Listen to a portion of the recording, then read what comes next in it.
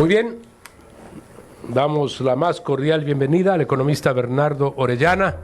Estamos ya en la parte final del programa del día de hoy. Es indudable que el Ecuador necesita inversión, es fundamental, es básico. Todos los países han hecho lo posible por estimular a los inversionistas a que vengan a sus países, pero en el Ecuador resulta que no podemos lograr esa inversión, es mínima, es elemental y básica. ¿Cómo hacerlo, aun cuando estemos en una etapa de elecciones? El 13 de abril son las elecciones, pero hace poquito estuvimos en primera vuelta y hace 1 año y 3 meses estuvimos en las elecciones anteriores. Entonces, como que el país no da precisamente esa oportunidad de que hagamos algo para poder conseguir esas inversiones. Muy buenos días. Buenos días, muchísimas gracias por la invitación. Yo tengo una visión un poco más positiva. Tal vez lo que estamos extrapolando es lo que pasó el año anterior. El año anterior, sin duda alguna, tuvimos una primera parte del año bien ilíquido desde el sector público y el sector privado, y la última parte del año que tuvo los apagones. Tal vez esa parte de allá se está extrapolando a lo que uno cree que va a pasar en este año, pero en realidad si uno se pone a ver un poco los datos de ventas, se pone a ver el último trimestre del año anterior, y creo que algunos datos que se dieron hoy día en cadena respecto a qué pasó en el feriado, la economía está un poco más movida. Y está un poco más movida porque ha habido un poco más de inversión y en general, digamos, en todos los sectores, en la parte comercial, en la parte de turismo, etcétera, hay un poco más de movimiento y creo que se comienza a sentir un poquito mejor. No al ritmo que todos quisiéramos, pero mejor que el año anterior. Ortiz lo saluda, gracias por esta comparecencia. En esa misma línea de recuperación económica, el gobierno, vemos que hoy en la mañana el presidente Noboa ha anunciado una serie de medidas paliativas por, obviamente, las cosas que estamos padeciendo por el invierno fuerte que estamos viviendo. Eso significa inyectar dinero a la economía, más allá de que son bonos o ayudas sociales, pero veo que hay un afán del gobierno de inyectarle dinero a la economía para dinamizarla. En ese aspecto, ¿qué cree usted que debe hacer el gobierno respecto a este mejoramiento de la inversión del Estado en la economía? Porque si bien es cierto, vemos que hay ciertos rubros en el ámbito privado que han mejorado sustancialmente, la balanza comercial incluso está superior a años pasados. ¿Está usted de acuerdo con esta política pública del gobierno de inyectar dinero a la economía, aun cuando sean beneficios de carácter tributario o beneficios a través de bonos? Yo creo que a ratos estamos pensando en lo que va a hacer el gobierno y yo más bien diría qué es lo que ya ha pasado.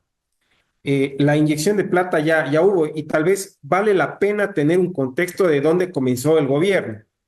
Si vemos del 23 al 24 y hablamos de los meses de noviembre, diciembre, ¿no es cierto? El 23 y al comienzo del año del 2024, el gobierno estuvo atrasado en más de 4.000 millones de dólares a proveedores. Y recordemos, tal vez para que la gente tenga un contexto más claro, era muy difícil el poder llegar con las obligaciones del Estado y ya ni siquiera en cosas tan etéreas, sino tal vez en sueldos y salarios.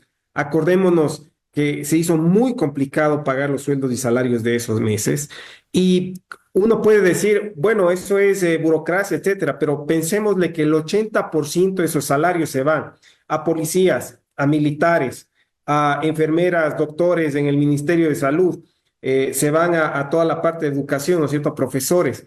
Entonces, digamos, había un problema bastante grande y creo que el gobierno logró poner la casa en orden y no es que, digamos, hay cosas por venir, creo que hay algunas cosas adicionales que vienen, pero en general creo que la situación fiscal es mucho mejor de lo que vimos el año anterior. El año anterior también en la parte privada tuvimos una primera de parte del año bastante ilíquida, mucha restricción de crédito y el ordenamiento que trajo el gobierno, ¿no es cierto? Tanqueó, digamos, con el nuevo acuerdo con el FMI, se pudo igualar con todos los proveedores, se pudo igualar con los GATS. Por el sector privado, que usted lo mencionaba, hubo un récord en la balanza comercial. Los migrantes mandaron como 6.000 millones de dólares. Entonces, el gran mensaje es que toda esa plata, de alguna forma, creo que va a ser la gasolina para poder reactivar en este año. Y como digo, ya se está sintiendo, se sintieron los primeros meses, se sintió la última parte del año pese a los apagones. Y creo que, digamos, la economía va a estar mucho mejor que el año anterior. Lo puse en un artículo en una revista. Hay un rebote con las velocidades que tiene el Ecuador, pero creo que es un año que va a ser mucho mejor que el año anterior. ¿Cómo está? Lo saluda Elsie Ballarino. Pero ¿cuál cree usted que son las principales barreras económicas que enfrenta el Ecuador para lograr esa recuperación? Siempre creo que la parte política es algo que, al menos al sector privado, yo trabajo en una empresa de fondos de inversión y visitamos muchísimos clientes y lo que vemos es que los clientes, claro, están a la expectativa de qué pasa con la elección. Y si, digamos, no era eso el año anterior, ¿no es cierto?, qué pasaba con el Congreso, y si no era eso, qué pasaba con la muerte cruzada. Entonces, digamos, se ha ido componiendo un poco esta volatilidad desde ese sector. Desde el otro lado es qué pasa con el Estado. Creo que ahí el gobierno de alguna forma ha puesto muchísima más claridad. Hay un plan específico en la parte del Estado. Creo que se ha hecho en la parte de impuestos lo que se tenía que hacer. Se está trabajando muchísimo en la eficiencia de la recaudación. Por el otro lado, en la parte de los gastos, creo que en la parte de subsidios también se ha hecho un gran trabajo y se sigue haciendo trabajo. Pero, digamos, en general, digamos, lo que necesitamos es un poco tener más continuidad. Es un problema de largo plazo, es un problema que tiene problemas estructurales en varios sectores. Para una muestra tal vez más clara, podríamos hablar respecto al tema de la seguridad. Salieron un par de estudios que mostraban que, por ejemplo, el 1% de incremento en muertes violentas corta crecimiento de hasta medio punto en el país. Entonces, digamos, hay algunas barreras naturales que están ahí. La parte, por ejemplo, en el sector, en toda la parte del régimen laboral, también hay cosas que hay que trabajar. Pero, digamos, creo que lo que hay que pedir al gobierno es, ¿cierto? Hay cosas estructurales que seguramente destapan algunos cuellos de botella de largo plazo y permiten dar más crecimiento, pero, digamos, tampoco se le da el espacio político, pero con lo que el espacio que tiene, con el tiempo que ha tenido, yo creo que este año va a ser mucho mejor que el año anterior. En el año anterior se está pensando, todavía no se cierra, digamos, el Banco Central no cierra las cifras de crecimiento, pero se está pensando en algo de crecimiento, algo alrededor de menos del 0,7 del PIB. Es un decrecimiento, es bastante, ¿no es cierto? Es una contracción de la economía, contracción de ventas. Este año, por otro lado, estamos esperando entre unos 5 a 2% de crecimiento. Entonces, hay un rebote bastante mejor y con mucha mejora en varios sectores. Bernardo, una última pregunta y una respuesta corta, dado que el tiempo se nos está acabando. La recaudación tributaria del gobierno fue de más de 20.000 millones en el año 2024. Todo un récord, claro, un poco en la línea de la autorretención del impuesto a la renta a las grandes empresas, la subida del IVA 2-3 puntos, la subida también del ISD.